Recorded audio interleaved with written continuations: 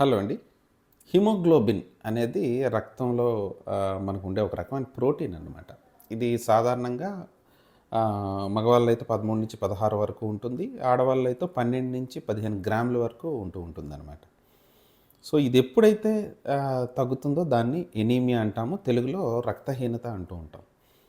So, మనం మామూలుగా తినే ఆహార పదార్థాలు దానికి కావాల్సిన న్యూట్రియంట్స్‌తోని మనకు పుట్టిన దగ్గర నుంచి పెద్ద అయిన తర్వాత చివరి వరకు కూడా రక్తాన్ని బోన్ మ్యారో తయారు చేస్తుంటుంది. ఈ న్యూట్రియంట్స్‌ని యూజ్ చేసుకుంటూ ఉండి.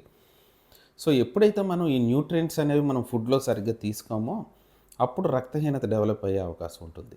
దాన్ని న్యూట్రిషనల్ ఎనీమియా అంటారు. సో, ఈ రక్తహీనత రాకుండా ఉండాలంటే ఏం తినాలి అంటే ఇది 2 రకాలుగా ఉంటుంది. Vegetarian food and non vegetarian food అని. సో, నాన్ వెజిటేరియన్స్‌లో ఆహ్, వాళ్ళు మీట్ తినేటప్పుడు, చికెన్ లేదంటే లివర్ ఐటెమ్ తినేటప్పుడు, ఫిష్ లాంటి పదార్థాలు తినేటప్పుడు వాళ్ళలో హీమ్ ఐరన్ అనేది బాడీలోకి ప్రవేశించి, ఆ హీమ్ ఐరన్‌ను తొందరగా అబ్జార్బ్ అయ్యి, ఆ ఐరన్ బోన్ మ్యారోలోకి వెళ్ళి రక్తాన్ని తొందరగా తయారు చేయడానికి పనికొస్తుందనమాట.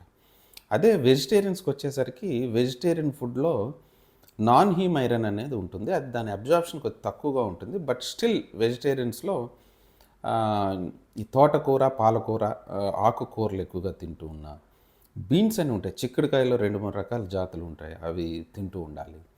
బ్రకోలీలో బాగా ఎక్కువగా ఐరన్ ఉంటుంది. At the same time eggs రోజుకు బట్ వెజిటేరియన్స్‌లో ఎగ్స్ అనేది కష్టం. తర్వాత బెల్లంతో చేసిన ఐటెమ్స్ అంటే బెల్లంతో చేసిన స్వీట్స్ కానీ, చెక్కీలు ఇలాంటి వాటిల్లో ఐరన్ ఎక్కువగా ఉంటుంది. తర్వాత క్యారెట్ అండ్ బీట్రూట్ లాంటి ఐటెమ్స్ తినొచ్చు. అండ్ కొన్నిసార్లు మన నట్స్ ఉంటాయి కదా! ఐ మీన్ డ్రై ఫ్రూట్స్ అంటూ ఉంటారు. జీడిపప్పు, బాదం ఇలాంటివి ఎక్కువగా తీసుకుంటూ ఉంటే వాళ్ళలో ఐరన్ అబ్జార్ప్షన్ ఎక్కువగా ఉంటుందనమాట. సో, ఈ రకంగా మనం రక్తాన్ని పెంచుకోవడానికి ఇలాంటి పదార్థాలు తింటూ ఉంటే కొంతవరకు హిమోగ్లోబిన్ నిలబడే అవకాశం ఉంటుంది.